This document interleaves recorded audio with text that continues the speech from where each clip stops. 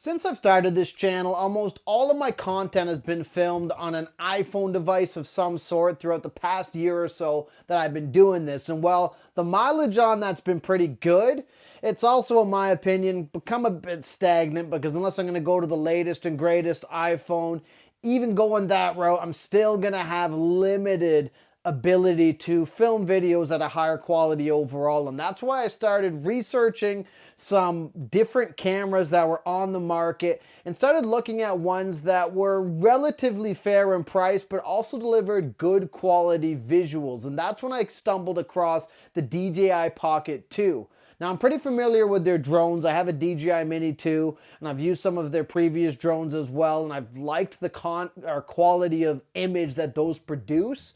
But I wanted something for home use that I could also stick a microphone to and basically be able to do what I've been doing, but more efficiently and also with better quality. And that's why I ended up picking this up. And in this video, I'm going to go over the things I really like about this camera and some of the quirks and things I dislike about it. So let's take a look.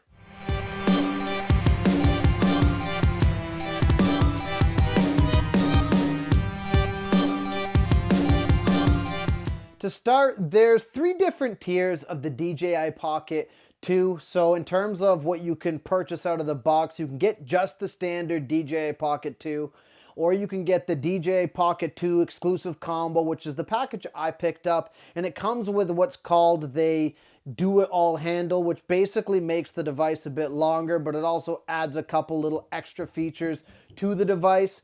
And then of course, there's also a creator's combo that comes with its own wireless DJI microphone. I skipped out on this purely because I have the Hollyland Lark, which I have reviewed and I'm quite satisfied with. So the exclusive combo, especially based off of the price, seemed like the right package for what I was trying to basically accomplish here. Now, out of the box, you'll notice this device is very small, and the package that I got came with a bunch of little extras and attachments so you can attach your phone, use the DJI app, and those sorts of things.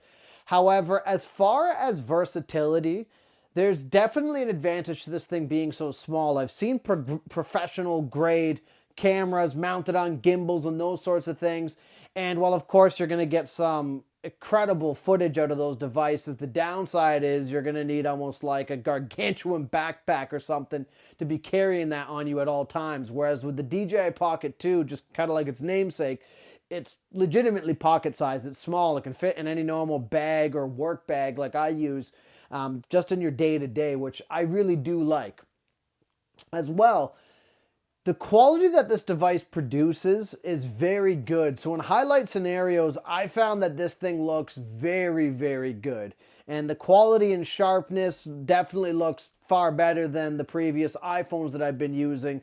And so that was one of the main driving factors that I purchased this. The other thing as well that I like is I want to be able to do videos in other places and do them elsewhere as opposed to just having it done in my home setup. And I like that I can actually do face tracking or body tracking with this device as well, because the gimbal's going to move back and forth. So one of the big features to this device is the built-in gimbal, which is very similar to the DJI Mini 2 or any of the DJI devices that I've used, but I found that the visual fidelity looks better than, of course, my DJI Mini 2's does. And as well, it's very stabilized when I was walking around and testing this out and about.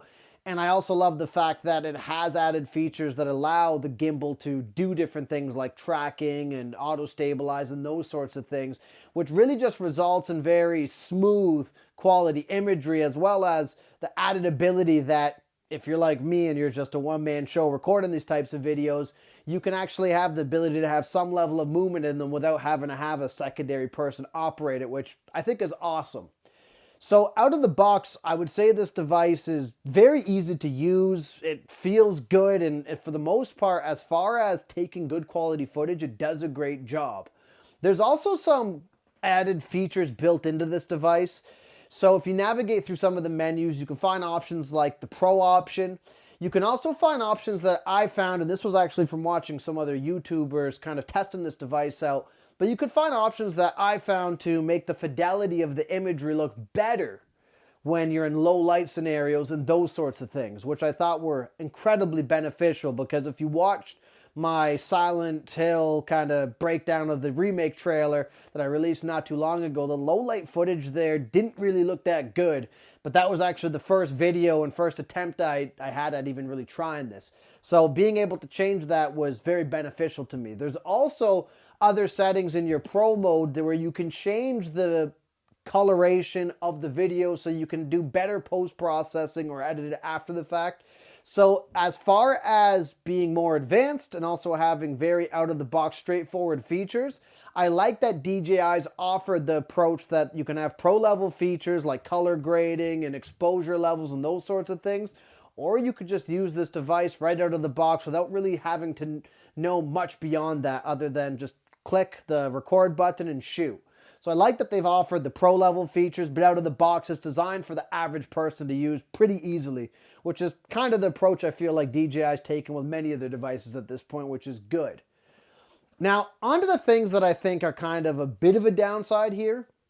I found the menu navigation. I understand why it was designed the way it was designed, but I found the menu navigation was kind of confusing, and it's still taking me a bit of time to get used to and figure out where to go. You basically swipe up, down, left or right, and you can basically navigate through the menu and find different options and settings.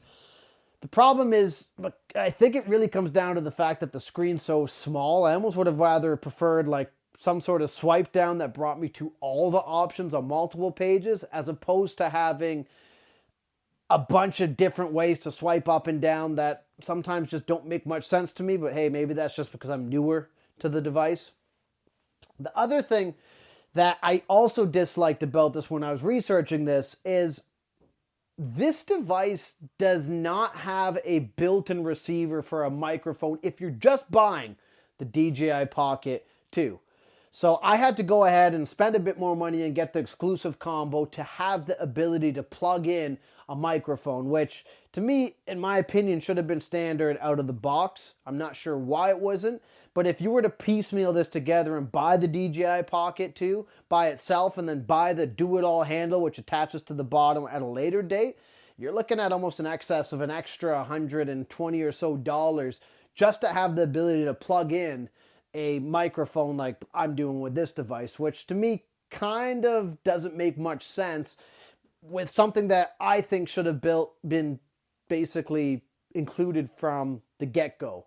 Now, I understand DJI is trying to position their microphones and that sort of thing, but I just think that if you're a creator who's trying to add on microphones, or maybe you want to use something even better than that microphone, it seems like a significant limitation that shouldn't be barred by having to buy an attachment, in my opinion.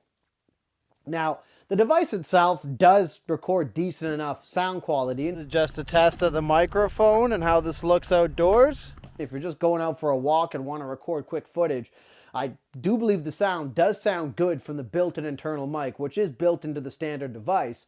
But for someone who's creating videos like I am, I do prefer this. I do prefer having my wireless microphone set up. Now, with that being said, though, I have noticed there appears to be some sort of repeated glitch, and I've looked on YouTube and online and on forums as well. It does appear that the DJI Pocket 2 for some reason recognizes my microphone and then sometimes doesn't. When it does, it works incredibly well, and I love that you can actually see the microphone on the screen and it tells you that it's basically connected.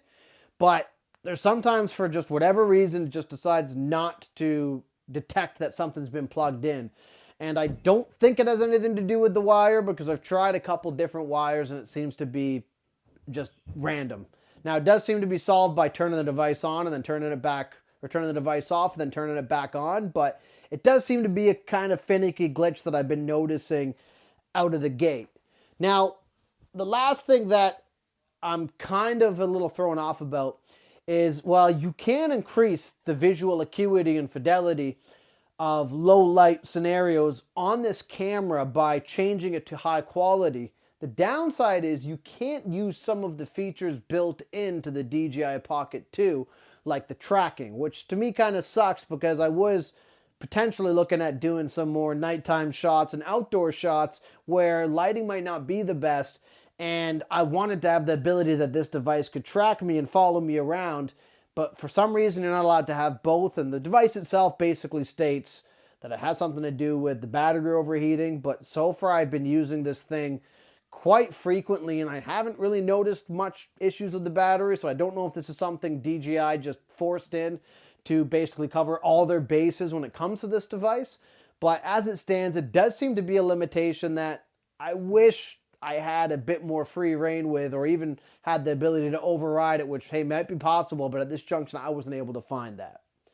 So overall, as it stands, I think this device shoots fantastic quality. I love the ease of use. I love the gimbal imagery and the stabilization and the tracking features. And despite some of the downsides that I've pointed out here, I think if you research this beforehand and pick the right package for you, so, you know, a package that may or may not include a wireless microphone, or one that gives you the ability to attach one like I picked, I think that there's a lot to love with this device. I'm aware DJI's moved into another generation of this device, but I picked this thing up for just a little over $500 with the do-it-all handle, and so far I'm incredibly satisfied and really do look forward to shooting more content on this channel with this device.